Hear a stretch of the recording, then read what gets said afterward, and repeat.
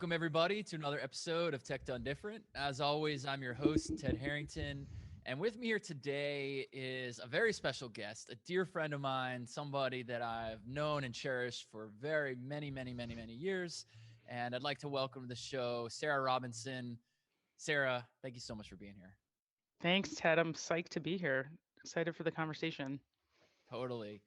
So Sarah is the privacy risk manager in the general counsel's office for Facebook. And she's joining us here today, not necessarily as a representative of Facebook, but certainly as somebody who works in big tech and can give us some insights from the inside of big tech and hopefully help us think a little bit differently about some of the emerging issues right now. So I wanna get right into the meat of a question I'm dying to ask you and Sure. hear your take on it. So when we think about the sort of times that we live in right now, we just went through a major election cycle. It was highly contested, and certainly some issues came out about the intersection of technology and politics. And I don't want our conversation to be political because we certainly don't want to alienate 50% of the audience. But I want to talk more about the, I guess, societal implications of technology. And so um, the simple question that is probably very difficult to answer is, from your viewpoint, working inside of big tech, what are the implications of banning a sitting US president from a tech platform? So it's a really interesting question. And before we get into anything crazy, I just want to mention I obviously don't speak for Facebook. I'm not here in a professional sort of capacity as a spokesperson for them. So I'll just sort of lay that out there. All my views expressed here are my own. Um, so I think that you're asking a really interesting and super timely question, Ted. I think the first thing I'd say before getting to that specific question is there's essentially no global parliamentary system or legislature that's ever going to be able to keep up with cyber. Like, you know that, all of your listeners know that. I mean, it's just not possible, right? So, in lieu of that, I think what governments are doing more and more around the world at both like the sort of local level, whether it's states in the US or smaller jurisdictions regionally around the world, or at the federal level, is they're requiring frameworks that are broader. In some cases they might require certifications or something tantamount to various types of audit reports and things like that. But those requirements aren't super prescriptive, and if they were, they'd effectively kill business and or be outdated within the matter of months. There's just no way for those kinds of requirements to keep pace with all the things that are happening in the digital sort of innovative world that we live in. So I think that really leads to many organizations essentially needing to figure out how in the world do we figure out some of these details around security, privacy, essentially what I call data risk management. Um, that they're having to figure out some of the details on their own. To your specific question about implications of banning a sitting president, I will say that it's publicly been written about quite a bit that Facebook has launched an oversight board to that individuals around the world can really submit questions to about whether or not content should be kept up on the platform. And I think it's a really interesting concept, right? It's almost like I want to say it almost like is like an appellate court for the public to apply to and say, hey, like we didn't like this, or we think this is wrong, or it's too much, or whatever the concern might be. And the board is full of ethicists and policymakers and really interesting, innovative folks. So I guess I'd say um, the implications are, um, from my perspective, a little bit more interesting around like what does this mean for business and how do they make decisions about a world that is just fundamentally not easy to regulate. Yeah, it's interesting we're talking about regulation right now because I personally have a hard time with thinking about regulation in that, you know, regulation doesn't inherently deliver security or privacy, yet Right. without it, the free market doesn't always drive those things. I like to prefer to think that the free market will do that, but Sure. it just isn't the reality. And so it sounds like that's part of what you just identified as well. And you talked about this idea of maybe a board that is, I guess, a body sort of that straddles between the two, right? It's made up of people in the real world who have viewpoints and areas of expertise in order to deal with this, but they're not like, or maybe I should ask this as a question, but it seems to me like they're not influenced by politics. It's more of the issues at hand. Is that what you're suggesting? So I'm not an expert on the board, and it is brand new. What I can say is that they're not looking at these cases based on legal schema that I'm aware of, right? I mean, they're really trying to look at from a global perspective of what decisions should be made on this global platform that impacts so many people and the lives of so many people. So um, but they have no official tie to a regulatory body in any capacity. It's actually interestingly set up as its own separate legal entity, I believe. But again, I'm not a total expert on the insight, the nitty gritty. But I just think it's really fascinating, right? If you know we can't look to government, and arguably we may not want to look to government to tell us what we want to do in all these different security and privacy situations. Um, really means that we have to figure out some of this on our own, and that's not necessarily a bad thing, right? No one's going to know more about your applications or your systems or your infrastructure than you do, right? And just having a sort of a inflexible framework tell you, hey, put this here, harden that there, right? Like that doesn't necessarily make you actually secure, make you actually a great steward of personal information. um, right? It means that you're abiding by something that's written in a book. So, And I abiding by mean, would something you that's say like, that there's any framework out there that actually makes people secure from a from a security perspective? uh,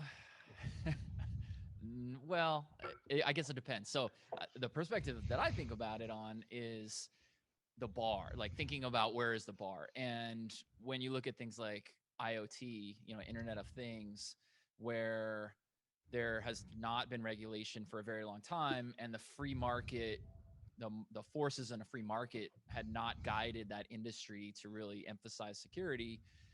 Without regulation, security and privacy probably were never going to improve. So there's an example of where now these new regulations are in fact driving some improvement. But then there's other areas where I think maybe PCI is a good example, which regulates credit card information, where that's very, very thorough. It's very evolved and mature. But like every company that suffers a security breach, every single one of them has some sort of PCI compliance. And so it's like, well, what did we really achieve here? So what's your take on that? The fact that, I mean, you already alluded to the idea that governments and regulations can't keep up, but is that, do you think, because we don't have enough technologists that are in the regulatory community, or is it a different problem? Uh, that's a great question, and I think the short answer is that there aren't enough technologists in the regulatory community. Um, that's still I think technology on the level that folks are used to, certainly in Silicon Valley, and definitely in any SOC related, security operations center related type field. Um, that's a whole other level of technology than many of my friends and former colleagues that work on either Capitol Hill or in the U.S. federal government. Certainly, can't comment, I guess, for other governments. But I also just honestly, Ted, think it's a function of how policy is made, right? Like there's this really great old YouTube video that's that's got like a cartoon piece of legislation, and it's called How a Bill Becomes a Law, and there's a jingle, and I it's, remember that. I don't know, maybe runs like 4 minutes if that. And it's potentially overly simplified, but it I think also does a good job of helping people understand, hey, there are checks and balances in the United States, and that takes time. um, it takes time to pass legislation, and that's not necessarily a bad thing.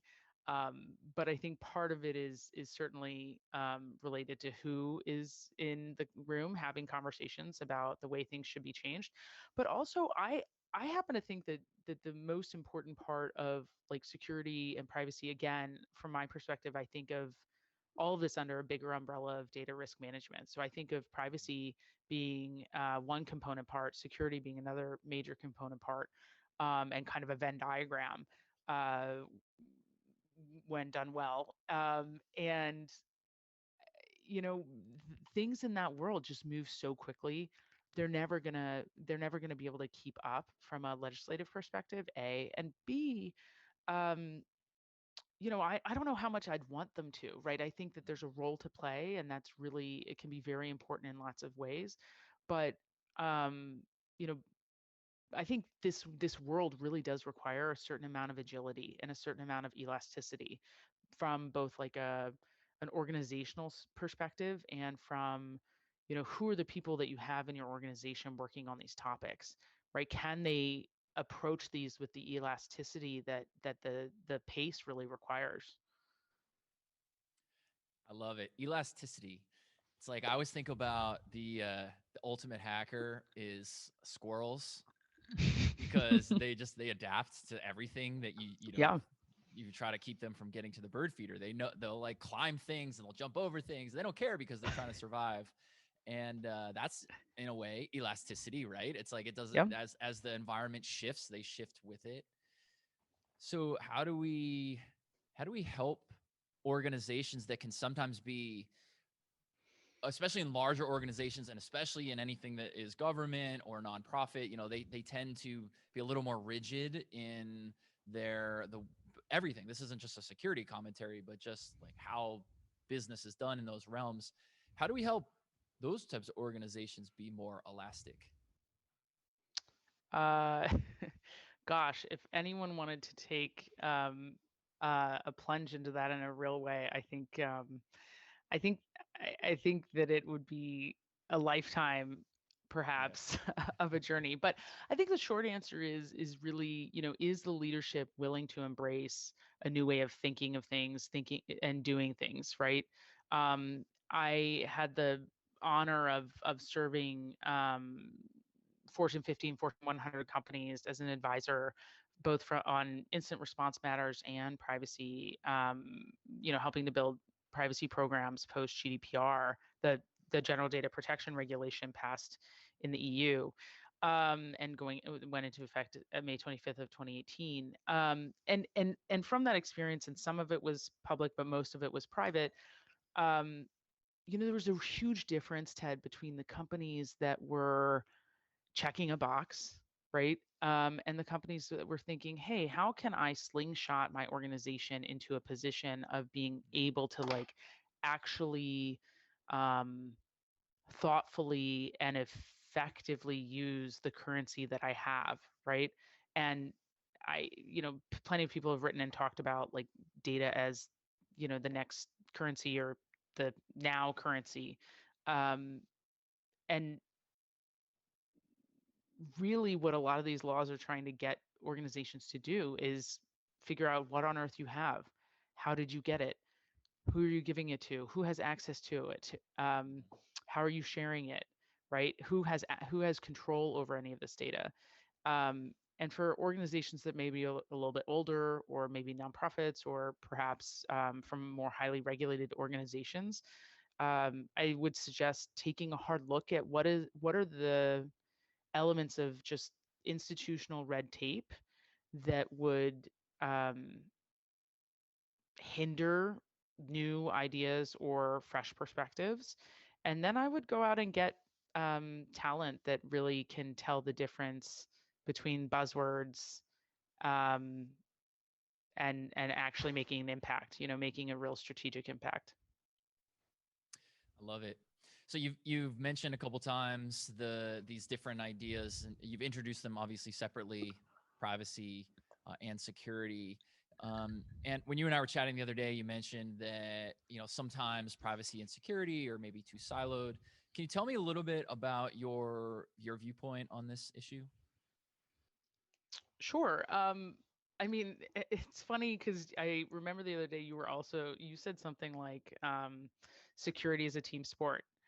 Mhm. And I love that, not just because I consider myself kind of big aficionado of sports and athletes around the world, but um, my personal motto is life is a team sport. And I think that this is actually probably, from my perspective, I'm obviously biased. I think this is the best way to attack both security and privacy challenges.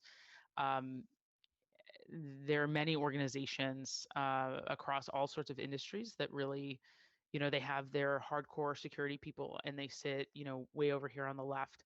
And they have, they sort of think, oh, privacy, it sounds very compliancy. I'm going to put it in legal, just as a matter of course. And they're going to sit way over here on the right. Um, and it's not always very frequent that either of those groups is spending enough time with the business to really understand, hey, what are the needs there? Um, what is the reasonable risk tolerance?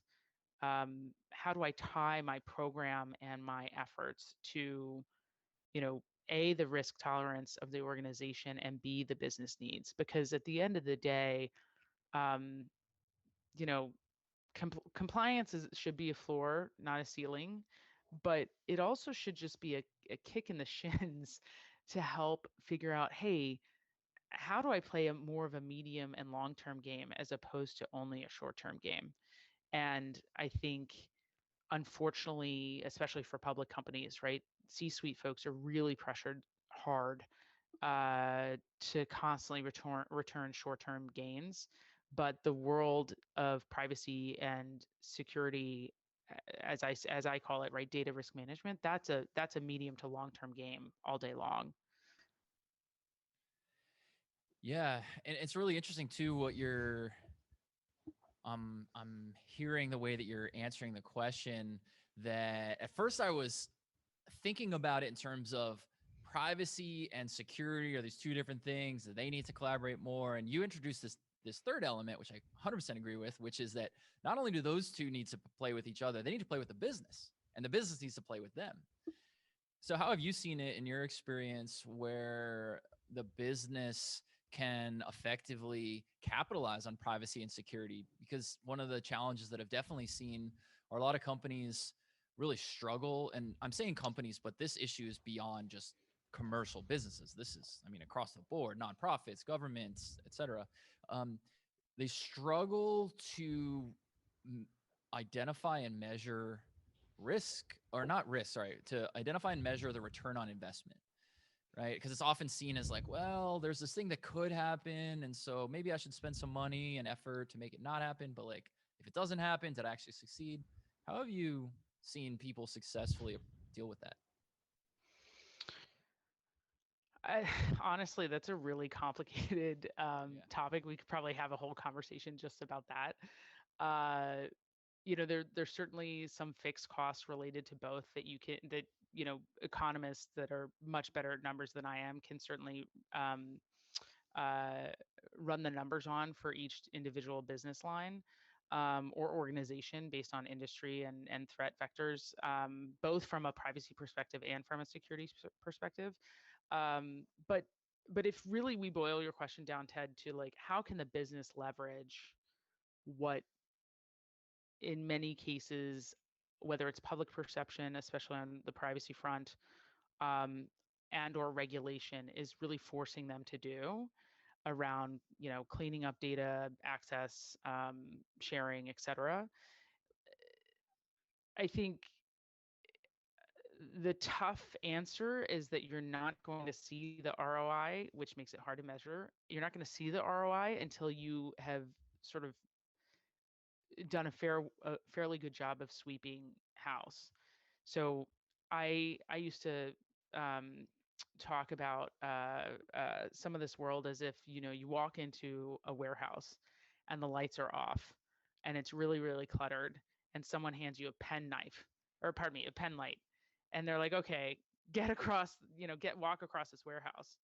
And the world of privacy and security can sometimes be like, oh well, I'm flashing this pen light over here, and I'm flashing this pen light over here, but I just broke a lamp, and I'm about to, like, have a yard sale in front of me, because I just can't see enough.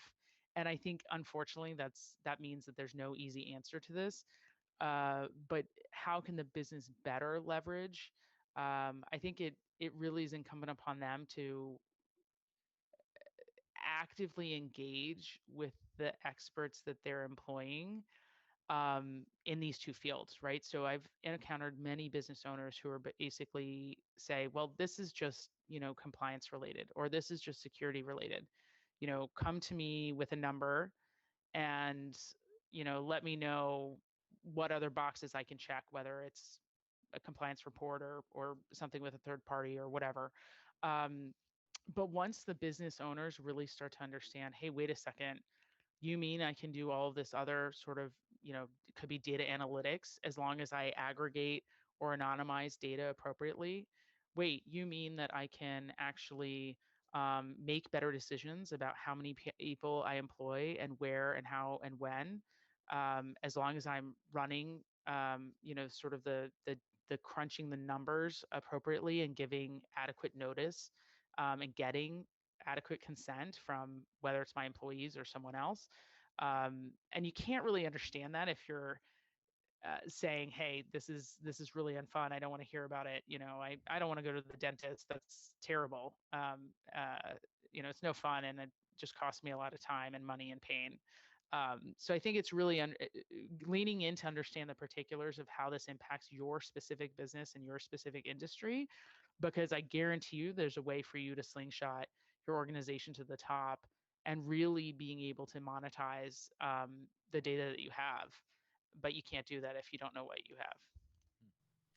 Yeah, I love the pen light metaphor because I'm visual. I'm literally seeing in my mind's eye right now a dark warehouse. That's a really cool way to think about it. And I guess it triggers like 100 other questions, like, well, how do we get a bigger flashlight? How do we turn on the overhead lights? Yeah, how do we, Right. how can we better operate in the dark? And I guess those are certainly the challenges that organizations struggle with. But maybe it also seems to me like the problem is even before that, right? It's not even yet, well, we need a different type of flashlight in order to see better. They're like, I don't know what room I'm in. I have no idea what's Literally. in here. Yeah. How do we deal with that, right? Right. And like, if you think about also, Ted, I'd love your thoughts on, when you think about IoT devices, they obviously have to connect back in, not always, but usually connect back into some sort of mothership in some way, shape, or form. Right. And how do you deal with, um, you know the data risk challenges from that perspective, when you don't know, are the pipes connected with duct tape internally, right? Like with I'm saying the mothership, but it could be obviously whatever the primary organization is. um, you know I've had plenty of clients that can't, most of my former clients couldn't give me a list of every application that they had in their network or their system. And that's really, you know, makes it very hard to figure out what room you're in. Are there pipes that are leaking? Are there pipes that were just like hammered together and then duct taped? It makes it pretty tricky. Yeah, and then even sometimes the question is, irrespective of what room we're in or what the pipes may look like, it's what do we care about that's in this room? And that's one of the big things that, to your question about IoT, but is bigger, I think, than IoT even, that a lot of organizations struggle with, is um, even within a company, not necessarily everybody is all aligned on what you're trying to protect. And I use this metaphor all the time because I think it's so vivid. There was this really dumb, I mean, it was a really dumb commercial. It was like a Geico commercial. Yeah, it was a Geico commercial. And a few years ago or whatever, and this guy's in his whatever garage or something, and he finds this lamp, rubs the, he's cleaning the lamp, and a genie pops out and says, "You get a wish." And the guy says, "Oh, great, I'll have $1 million." And clearly he meant like, "I want $1 million." Sure. And the genie says, $1 million granted, and gives him a million male deer. And it's like, well, that's also a buck, right? But Sure. that's obviously it's a silly metaphor, but that kind of thing is what a lot of companies struggle with without knowing it, right? Where they're like, well, this arm of the company thinks that we're protecting data, and this arm of the company thinks we're protecting the reputation of the brand, and this arm of the company thinks we're protecting some other thing. And until they actually speak to each other on and gain that common knowledge and common ground, like how's the team ever going to go all in the same direction? Have you seen that Right. happening?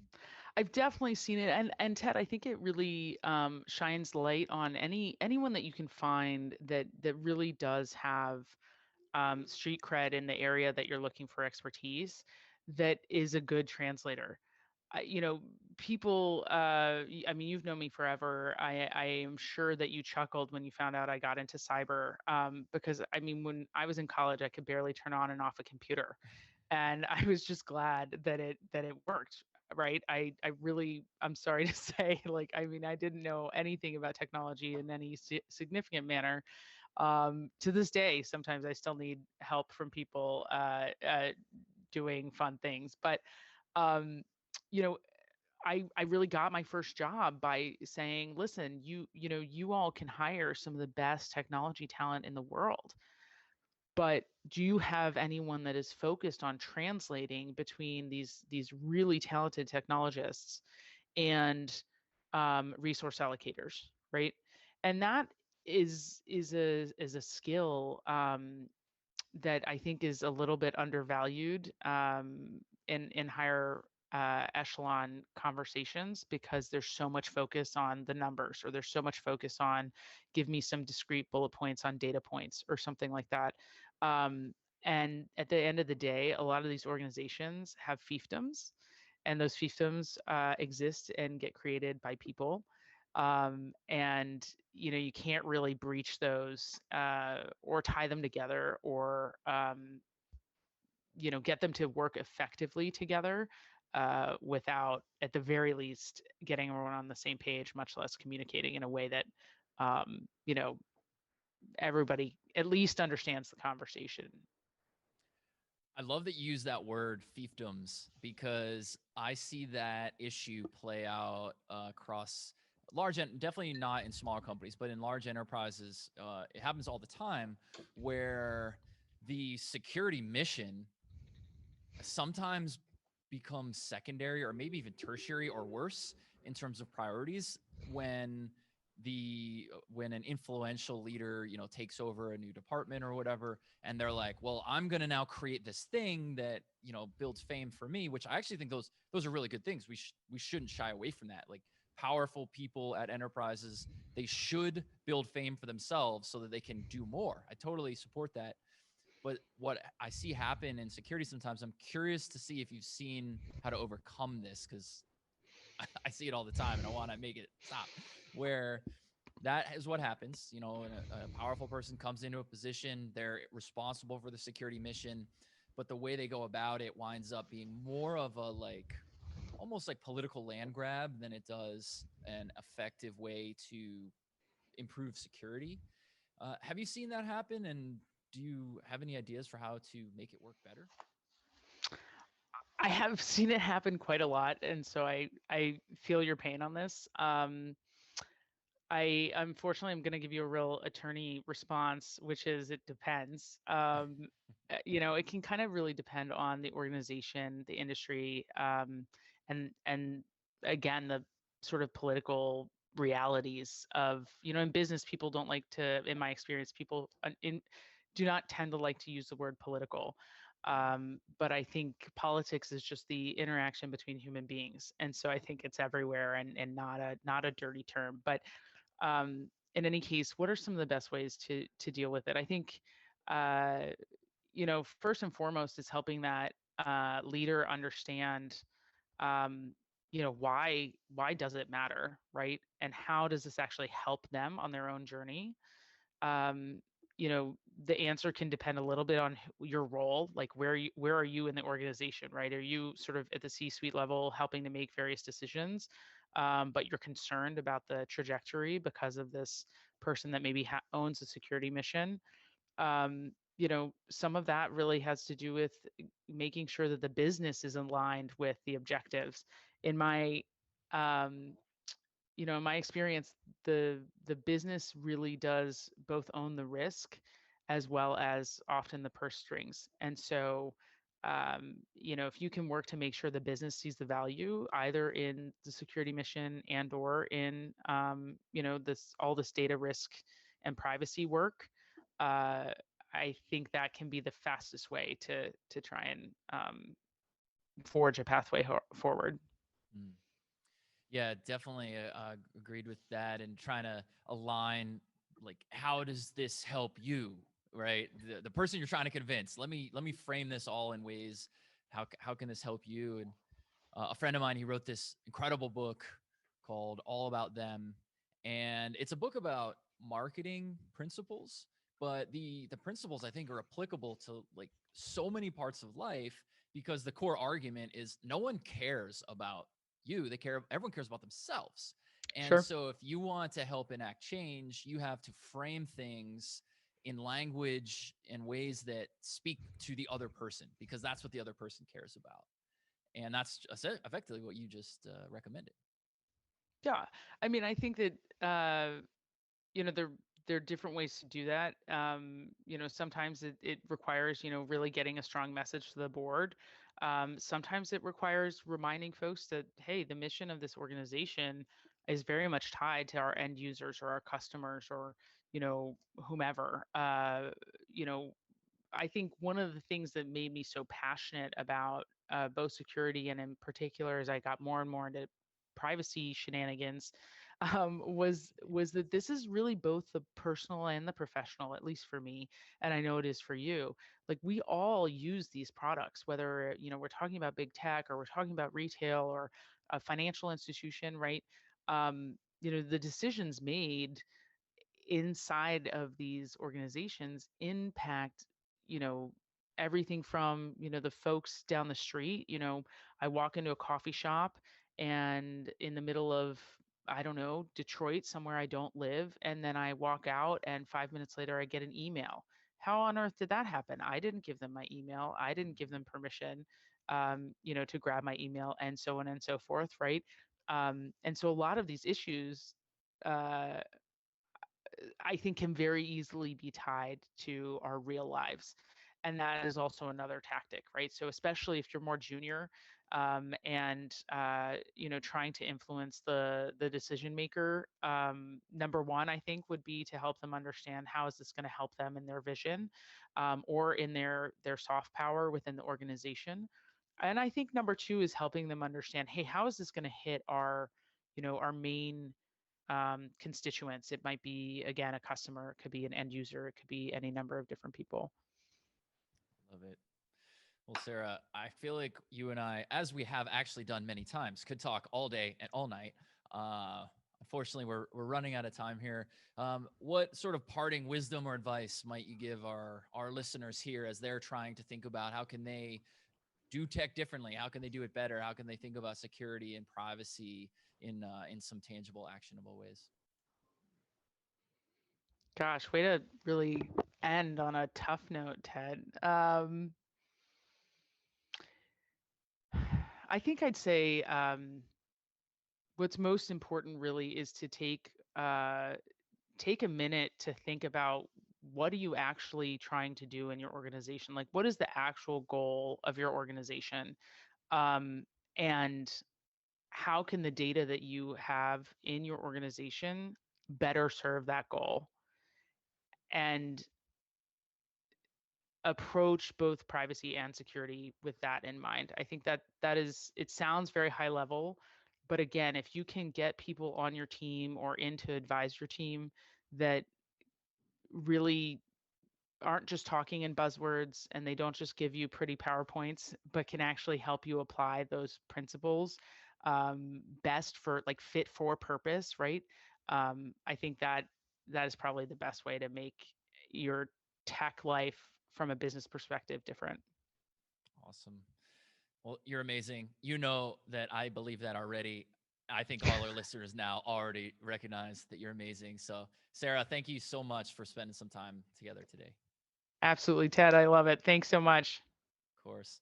And everybody else, if you want to learn more about the show or request to appear as a guest yourself, just go to tedharrington.com/podcast, and we'll catch you next time.